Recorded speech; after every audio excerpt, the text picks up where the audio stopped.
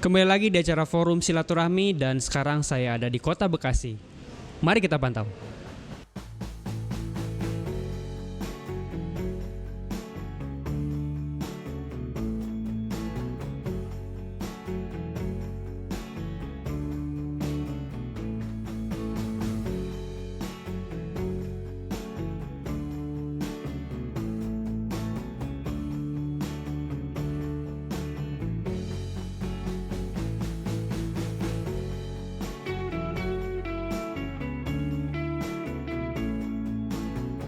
Dengan kita mungkin dengan acara ini kita bisa silaturahmi kembali yang selama ini vakum kan ya. Selama 2 tahun kita tidak bertatap muka, kemudian kita nggak ada pertemuan. Dengan adanya silaturahmi ini dari TSI dengan Master Stokis, mudah-mudahan kedepannya akan lebih baik lagi, baik omset, baik pencapaian dari para leader dan para member kita gitu kan ya. Ada semangat baru gitu ya. Dan kita pengen masukkan apa yang ada di sini nantinya. Dan kita juga akan mungkin ada bertanya tentang apa kedepannya TSI bagaimana kan gitu ya. Itu aja. Saya saya antusias, artinya forum silaturahim ini semakin mempererat antara sesama pemilik master stokis. Kalau silaturahim ini kan sunnahnya terus berkesinambungan. Setelah artinya ini jilid 1 silaturahim fosil ini jilid 1. Nah terus di situ kan ada sebuah ada perkembangan efek dari pertemuan itu. Tentunya pihak manajemen juga kan akan mengevaluasi ya kan hasil dari perjalanan ini gitu kan. Kenapa? Karena jika memang ini harus ditempuh dan berefek kebaikan dan berefek kepada kemaslahatan, kenapa enggak? Kan gitu kan. Selama ini kita komunikasi dengan pihak manajemen itu kan kita datang ke Bandung gitu kan, atau kita via telepon. Nah sementara jika memang ruang ini dibuka, nah kita kan semakin kenal nih pemilik-pemilik master stokis, dan mudah-mudahan ini kalau bisa mah gitu kan dalam skup nasional ya kan. Artinya nanti jika mitra kita ada di Banten, jika mitra kita ada di Bandung gitu kan, atau mitra kita ada di Jakarta, nah ini kan akan terjadi sinergi. Ini kan yang paling penting kan itu. Besar harapan saya karena memang ini TSI bermanfaat untuk ribuan orang. Ini terus evaluasi menuju perbaikan ini harus terus dibangun. Kenapa? Karena memang masih banyak mitra baru yang punya harapan besar di TSI. Kalau kita sayang sama TSI, yuk bareng-bareng kita benahi semuanya. Kalau kita sayang sama TSI, ayo kita jalani regulasi. Mudah-mudahan dengan wasilah silaturahim ini ada efek positif yang bisa, atau ada ide-ide dari teman-teman master stokis menuju perbaikan yang disesuaikan dengan tujuan dari MP21. Oke, terima kasih ya kan. Adanya forum silaturahmi manajemen ini ya suara kami yang di lapangan atau pergerakan kami di lapangan, setidaknya tim manajemen mengetahui lah, karena memang ya kami yang di lapangan yang mengetahui tentang karakter teman-teman gitu, tentang karakter mitra. Jadi harapannya ya supaya perbaikan ke depan dan ke depannya jauh lebih bagus, itu aja. Kira-kira menurut Bapak efektifnya acara forum silaturahmi kayak ini berapa kali? Kalau efektif atau tidaknya, saya bicara efektif ya menurut saya kalau memang bisa setahun pasti harus ada. Minimal harus ada lah. Ya suara dari mitra-mitra sampai ke saya bisa menyampaikan ke tim manajemen apa aja kendala yang ada di kami gitu. Dengan adanya kendala-kendala di lapangan, ada 2 hal yang bisa kita lakukan, yaitu preventif dan kuratif. Yang kuratif ini adalah tindakan-tindakan ketika terjadi pelanggaran, pelaporan ke Departemen Pelayanan, dan bisa kita lakukan fasilitasi, mediasi untuk melakukan tindakan yang tepat. Kendala-kendala di lapangan memang rupanya tidak mudah. Kita lihat di daerah Serang, Banten, kemarin kita visit wilayah di sana, sudah sedemikian rupa juga melibatkan pihak luar yang bahkan bukan member. Karena perusahaan sendiri kan sebetulnya area tanggung jawab dan zona kuasanya di area member, Pak. Tapi ketika produk ini dilepas ke konsumen dan konsumen melakukan penjualan secara konvensional dengan harga yang, kan PR kita adalah mencari mana yang dalam kendali kita. Dia dapat saluran produk dari mana. PR dari kami adalah sekarang perlu merevisi kode etik aturan main. Selain MP21, kode etik Pak. Ini berjalan nih. MP21 adalah aturan main yang supaya mencapai apa. Kode etik ini adalah yang memantau supaya aturan main ini tetap dalam aturannya. Nah, si code etik inilah yang kemudian kitabnya berbeda antara members, leaders, perusahaan, pakai yang mana nih aturannya. Nah, kita sedang mendesain ini untuk dilaporkan ke Kemendek juga, dipahat, di feedback, yaitu kita akan sosialisasikan di sekitar setelah Lebaran, sekaligus juga dengan stokis, dengan para leaders kita akan upayakan sosialisasi terlebih dahulu. Kalau yang preventifnya, salah satunya sejak tahun 2020 awal setelah CUPL diterbitkan, kita melakukan yang namanya dengan perbaikan data diri. Untuk apa? Karena satu-satunya cara itu ya di sana. Bagaimana perbaikan data diri ini agar terwujud yang namanya 1 HU 1 KTP. Tujuannya preventifnya adalah satu, meminimalisir perilaku-perilaku dari members mitra TSI yang kemudian memungkinkan untuk melakukan hal-hal yang pelanggaran tadi, Pak. Namun kemudian yang menjadi tantangan berikutnya adalah pelaksanaannya juga tidak mudah. Jadi kita sekarang lagi sosialisasi juga ke teman-teman master stokis, apa kendalanya, apa tantangan, karena ada juga yang tantangan seperti itu. Tantangan berikutnya adalah dengan adanya standarisasi CUPL dan juga MP21 yang baru ini, diantaranya adalah terkait dengan pelaksanaan operasionalisasi. Operasionalisasi warehouse ke master stokis ke stokis. Ini lalu lintas produk dan transaksional tentunya kita butuh menyerap dari bapak-bapak. Karena kita menentukan policy aturan main ini perlu umum. Tidak bisa treatmentnya itu satu master stokis dengan master stokis yang lain berbeda. Satu wilayah dengan wilayah yang lain berbeda. Kita perlu seragam nih Pak. Di tatanan syariat transaksionalnya yang perlu kita sama-sama sepakat dalam hal ini. Kalau teknik jaringan dan segala macam, saya yakin masing-masing leaders dalam hal ini punya kemampuan untuk memiliki formula dalam hal ini. Ya, dari perusahaan, kami ingin terus meningkatkan pelayanan lebih baik lagi, dan kami juga ingin menyerap informasi dari bapak-bapak, kabar-kabarnya, dan juga apapun lah yang ingin disampaikan kepada kami sebagai perusahaan. Dengan adanya Posil, saya yakin nanti akan menjadi sebuah ajang silaturahim dan saling menitipkan mitra. Itu yang terjadi. Izin pertama, tiadanya plastik. Ini luar biasa. Ini mengurangi income kita. Kenapa? Karena saya belanja di salah satu master stokis itu pakai lakban. Aja dah. Iya, kan nggak elok. Iya kan? Karena kita fasilitas pernah dapat dan ini ditiadakan. Sementara tidak ada cashback dari peniadaan fasilitas itu. Itu yang harus segera gitu. Bahkan saya harus mensiasati bagaimana, tetap kagak bisa sepertinya. Satu slot dipakai plastik. Nah, saya minta kejelasan tentang aturan master stokis. Contoh, jika di salah satu kecamatan ada master stokis yang mohon maaf ada produk lain, ini tolong menjadi tinjauan ulang. Bukan TSI, artinya ada Nogo Sosro, itu kan bukan TSI. Sementara master stokis itu kan mutlak punya TSI, itu kan. Artinya bahwa tolong menjadi pertimbangan seberapa layak master stokis ini potensi dia menjual. Ada catatan itu kan. Contoh, apakah setiap bulan dia bisa menjual 10.000 layak jadi master stokis? Tapi kalau di bawah 10.000, mohon maaf. Ya kan? Nah, itu loh menjadi catatan. Dan saya yakin ini ada master stokis yang di bawah itu bahkan nggak belanja.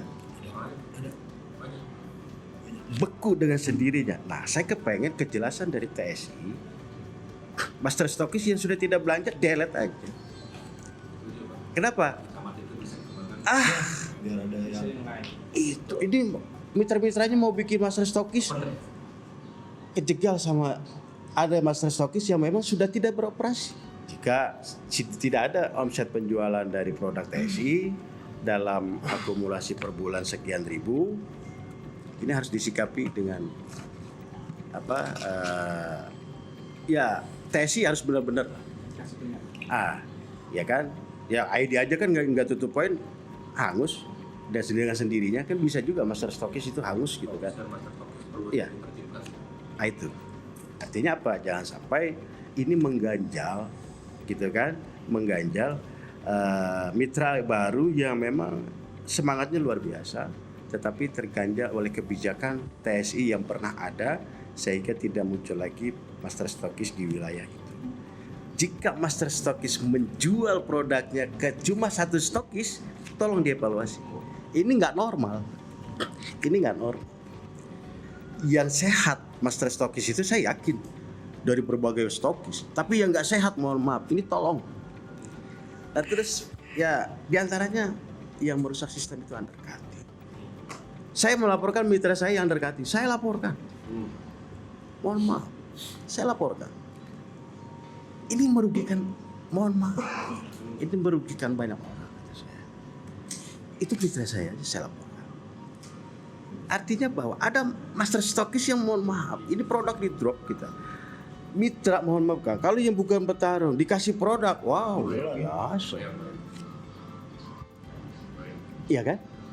Luar biasa. Ini kan mereka bagaimana mengambil sebuah peluang bisnis, peluang keuntungan dengan cara yang instan.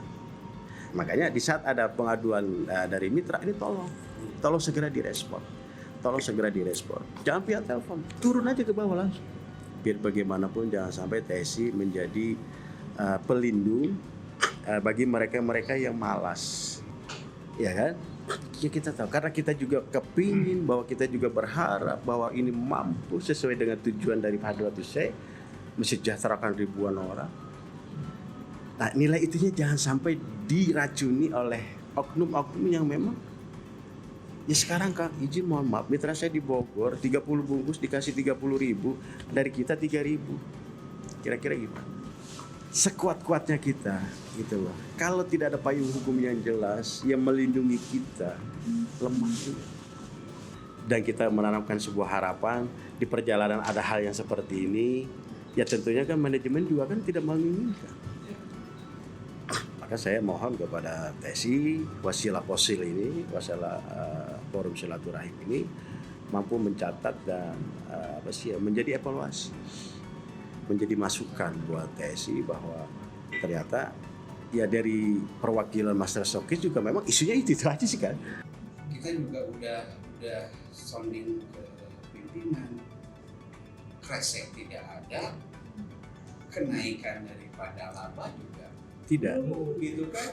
Ini hanya sebatas untuk di jaringan gitu kan, kenaikan perubahan penambahan produksinya.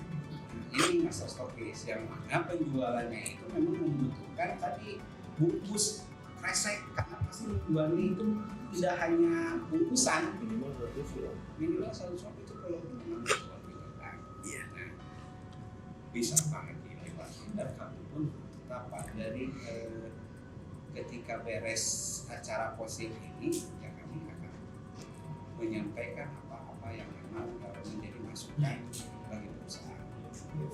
Munculnya undercutting, penjualan poin, pindah jalur gitu. Kita tahu bahwa ketika posisi mengambil multi hub itu pasti akan terjadi hal-hal yang memang sekarang terjadi, memang sudah terjadi terkait hal yang tiga tadi gitu. Sehingga ketika kita mendapatkan yang namanya izin SUPR ya dengan proses yang panjang, pemanggilan perusahaan ke Bareskrim di Polda Jatim gitu kan, itu luar biasa. Ternyata memang si UPL tapi juga sudah melihat bahwa ketika sistemnya dibentuk seperti itu, inilah yang akan terjadi gitu kan. Nah, sehingga tahap-tahap apa perusahaan yang mana untuk meminimalisir daripada hal-hal yang akan terjadi tersebut, karena memang sudah terjadi meskipun ada keterlambatan untuk mencegahnya, meminimalisirnya dengan cara warna dan KTP. Nanti ini kan ada tahap selanjutnya, Pak. Mungkin tahun ini gitu kan. IT akan menerapkan bahwa hak penunjang itu menjadi hak utama. Jadi mohon dukungannya juga gitu kan, untuk apa? Yang tadi Pak, orang ketika posisinya cocok di bawahnya sekarang itu kan kalau hak penunjangnya masih ada yang punya 100 hak, yang otomatis itu kan harus diisi dengan poin-poin. Bisa saja masih terjadi yang namanya yang kata Bapak tadi, undercutting untuk mengumpulkan poin, jual beli poin, gitu kan, perekrutan mitra dari lebih lama itu masih terjadi. Pembenahannya itu harus dari sistem dulu. Gitu. Ya.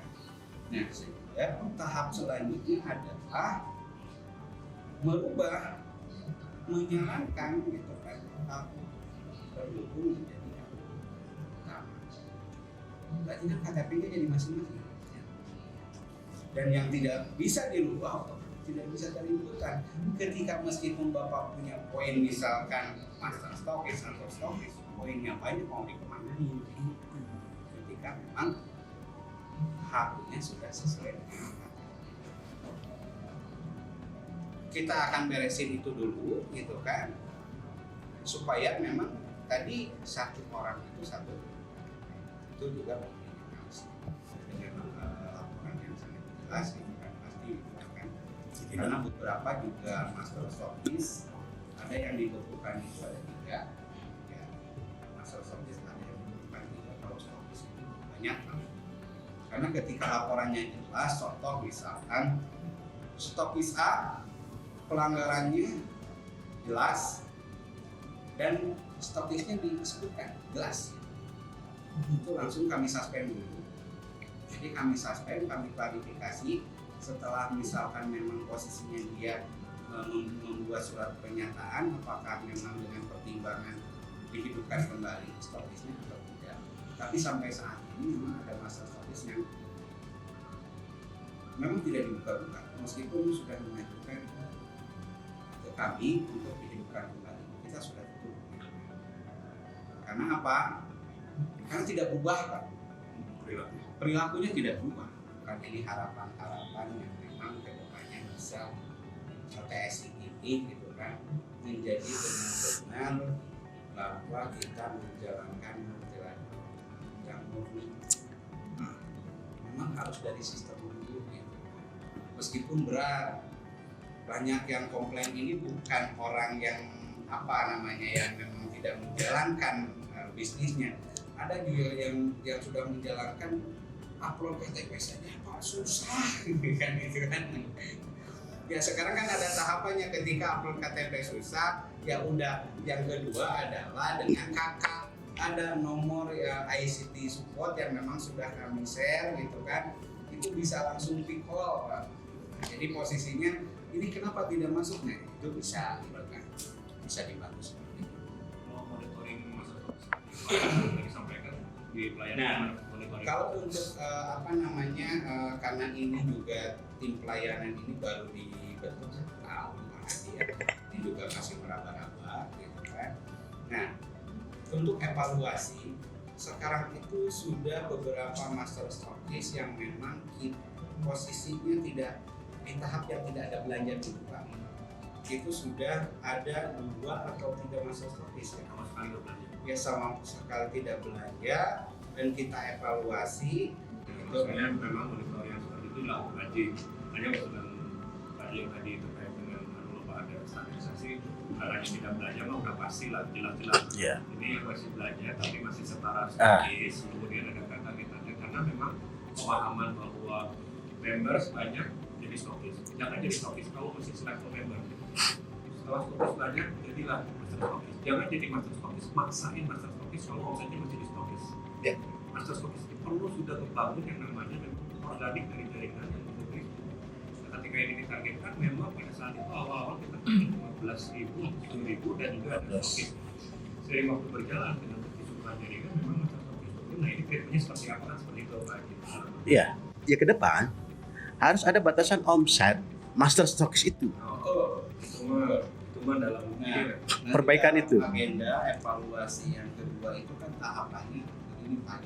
Sekarang kan di peraturan persyaratan itu kan hanya 1 master stokis atau kecamatan. Iya. Gitu kan. Nah, Dari situ ini yang kita menyisir dulu 1 tahun yang sekarang terdaftar dengan melalui survei itu sekitar ada 15 atau 20 master stokis. Di situ ada syarat yang namanya syarat percobaan untuk menjadi master stokis selama 1 tahun.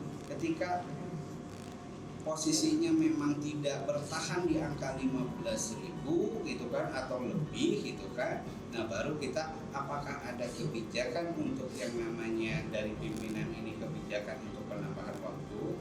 Karena apa? Ketika memang tidak ada belanja itu langsung terdelete. Setelah beres ini gitu kita juga menyisir yang master stokis yang memang sudah dari zaman dulunya ada itu baru ke tahap yang memang tidak belanja. Ya, yang memang tidak ada pembelanjaan itu sudah disiapkan. Nah, namanya bisa beralih ke pemilikan atau yang namanya dia mengundurkan diri. Kita sudah siapkan. Dan wilayah tersebut jadi dan wilayah tersebut bisa gitu kan untuk daftar master stokis yang baru. Itu terus akan bertahap, akan terus berjalan. Ya meskipun agak lambat sih Pak. Evaluasi ini jangan terlalu lama.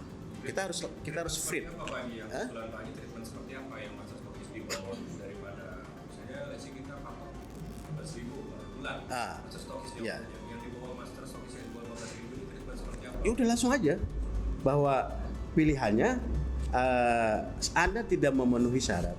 Seperti Anda tidak tutup poin. Langsung delete. Langsung itu bikin reakat itu seperti kemarin itu harus ada regulasi itu lagi tambahan. Kita kan sempat ada kendala modal, tapi kan omset kita terus. Sementara dia yang secara pergerakan jaringan memang tidak aktif, dia hanya nunggu, dia hanya menjual produk, lama-lama yang terjadi dia susah nurut aja. Tapi pada umumnya kalau master stokis menjual hanya sebulan 5.000 ini harus dipertanyakan. Ini harus dipertanyakan gitu kan, karena omset stokis saja kan ada yang lebih dari 5.000. Itu kan. Nah, itu jadi kemarin kita buat grouping itu yang di bawah 7.500, yang di antara 7.500 sampai 15.000 dan yang di atas 15.000 dari tiga kelompok. Terus yang mati yang utama.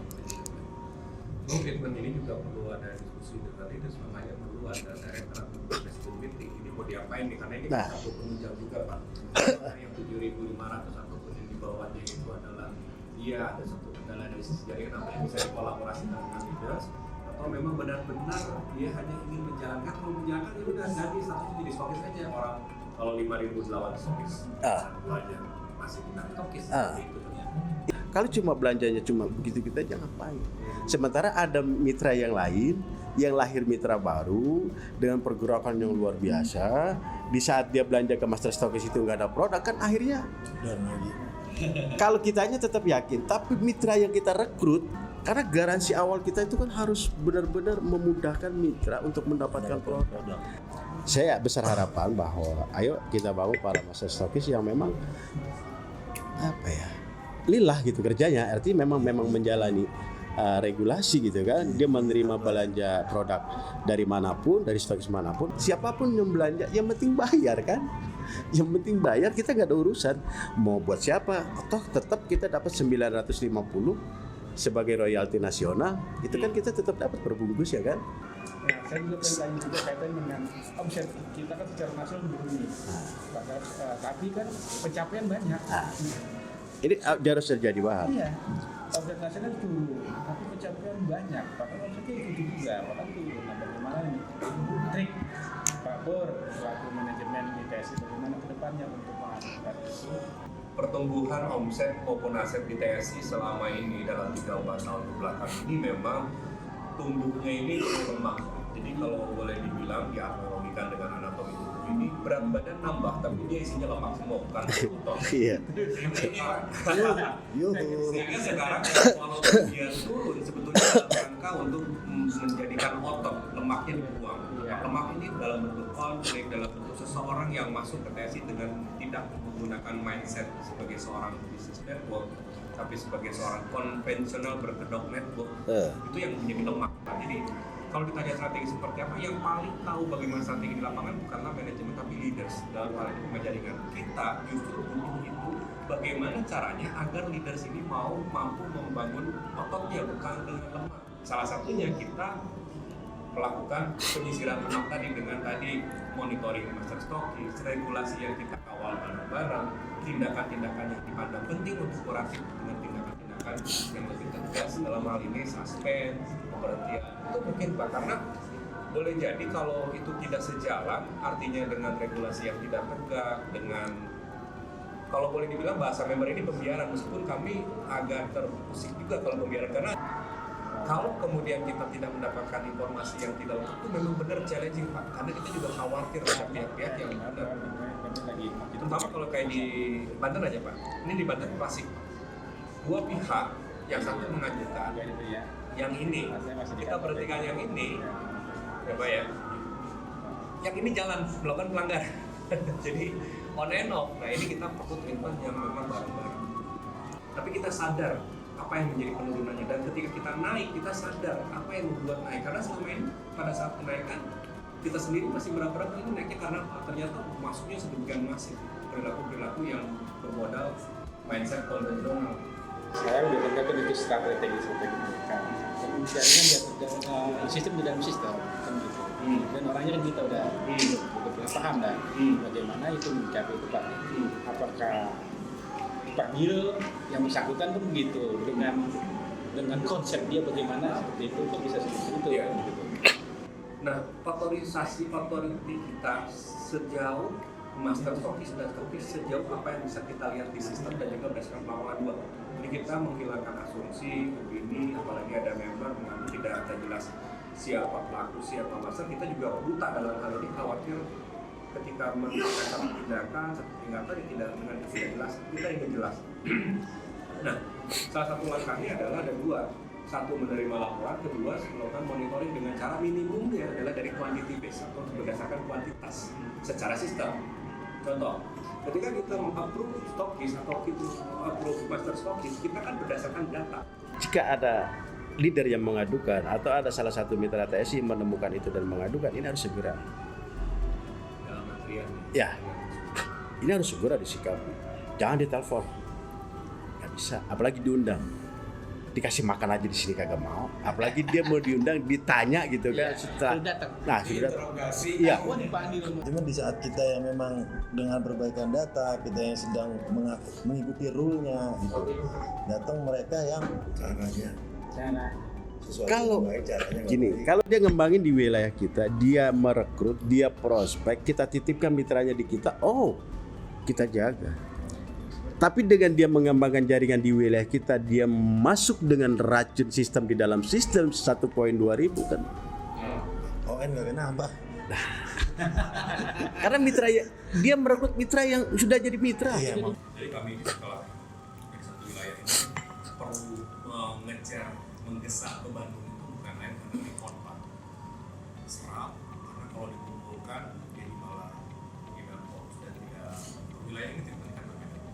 Hanya tadi seperti apa yang disampaikan Pak Budi, bahwa setelah wilayah ke-8 ini kita punya pola penyampaian dengan isu-isu yang sama. Yang paling banyak itu memang masalah soal dekating dan tidak jadi. Kemudian usulan ini memang dibentuk yang terkait dengan tadi master stokis yang perlu di leverage, ditambahkan. Boleh jadi dengan master stokis boleh jadi juga kita memikirkan strateginya tidak langsung main berikan saja kasus. Nah ini yang dia tidak mudah ketika kita memasukkan kepada final decisionnya beliau. Beliau ini kan memang rumput konteksnya seperti apa, detail pretelannya seperti apa, konteks apa, dalam berapa suara kita membangun suara. Kita kan jelas tekniknya. Saya bertemu dengan master stokis, ada fotonya, ada absennya, meskipun ini harapannya saya kalau misalnya master stokis tidak datang, itu bisa menguatkan suara saya. Mau disampaikan Itu, iya. yang nggak datang di saya nih, karena kita butuh legitimasi suara kan, kekuatan suara masyarakat, suara warga di TS ini kan bukan tidak begitu. Itu justru yang menguatkan, bukan manajemen. Karena kalau manajemen mungkin pertimbangannya ada pertimbangan profit, pertimbangan nanti kepentingan dari sisi korporat. Selama ini kita kalau mau bicara kepentingan korporat mana ada dalam dekade kita dapat kelebihan dari kenaikan per tahun nggak ada. Jadi kita sendiri ingin merangsang kami untuk barang-barang kita ambil gold and ini usulan maupun penyelesaian. Itu Kang, coba kangen hal itu ya. dalam perbaikan menuju perbaikan ini prosesnya yang mungkin ya dari pihak manajemen harus benar-benar ekstra juga sih gitu kan. Ya kan, ini terima kasih semua orang akan sehat semua karena ya tanpa akan apalagi nah, itu. Tak lepas dari kata merekrut dan merawat gitu Pak, karena forum silaturahmi ini dengan manajemen juga bersentuhan langsung dengan master stokis yang ada, maka master stokis ada ini pun tak lepas dari rekrutan dari keadaan. Untuk membesarkan satu jaringan tentunya butuh produk yang banyak, maka terpaksalah harus kayaknya ada nih master stokis gitu. Nah maksud saya dimungkinkan atau tidak dari pihak manajemen membuat tim audit gitu Pak kepada master stokis. Ya contoh di awal 150 juta, kemudian kok kenapa menipis pembelanjaannya gitu. Dan nggak sedikit kayaknya yang terjadi, mungkin bukan hanya di wilayah Bekasi, master stokis yang modalnya mungkin habis atau bagaimana gitu. Mungkin kalau ada monitor dari perusahaan bisa didampingi berjalannya tiap hari gitu. Setahun berapa kali atau per 3 bulan atau per 6 bulan. Latihan keuangan Itu penting juga Pak. Bisa saja kalau dari sisi pemodalan, ketika kami evaluasi, ternyata banyak master stokis yang dengan sanggup berbelanja 150 juta, 1-2 bulan dia masih. Setelahnya itu ketika dievaluasi kenapa jadi posisinya memang jadi, karena itu memang modalnya rereokan, jadi posisinya stokis-stokisnya sudah pada ngambil, nah dia hanya memutarkan modal pribadinya ya sekitar rata-rata itu ya 25 jutaan kan. Iya. Ya, sehingga menipis. nanti gitu kan kenapa ada survei ya, untuk memastikan saja modalnya dari mana gitu kan, agar supaya tidak terjadi seperti stokis Filtering saat ya saat karena banyak gitu dari sini 10 juta jadi 150 juta pas mau belanja lagi modal dia doang. Saya dan juga mau mengucapkan sekali lagi terima kasih Bapak-bapak dan juga permohonan maaf bila mana penerimaan kami jauh dari harapan, dan mudah-mudahan pertemuan ini memberikan pemahaman baik dari sisi kami perusahaan maupun dari Bapak-bapak semua. Mohon doa, kita saling berdoakan saja. Tidak lain dan tidak bukan, upaya kita tinggal itu saja. Jadi insya Allah kita akan berjumpa kembali setelah. Tenang.